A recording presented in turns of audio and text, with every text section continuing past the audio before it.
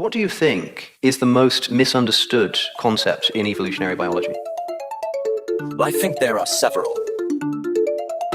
One is the underestimation of the amount of time involved, and so people sometimes just don't grasp that there's these huge amounts of time. So you hear people saying things like, well, I'll believe in evolution when I see a monkey give birth to a man kind of thing.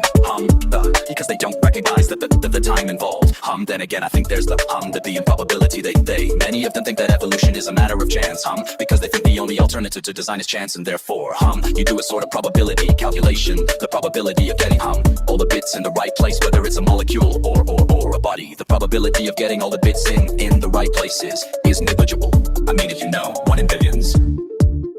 And they don't realize that it happened gradually, and you don't suddenly get something like an eye, or for all the bits falling into place in one fell swoop. What you have is a gradual improvement from a very simple primitive I, a gradual improvement step by step. I, in an earlier book, I used the analogy of the I've called Mount Improbable, where you have a great big vertical cliff, and on top of the cliff is an eye, and the very idea of making an eye in one fell swoop is equivalent to jumping from the bottom of the cliff to the top, and obviously you can't do that. So you go around the other side of the mountain, and you find there's a nice gentle slope, and you just creep up the slope gradually.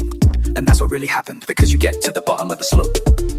Hardly an eye at all, just say a light sensitive spot, and then you have a sheet of light sensitive cells. Then you have that sheet bending into a slight cup, which is its can't form an image, but gives us a kind of vague idea of what direction light or dark is coming from. And then the cup starts to close in like that, gradually closing.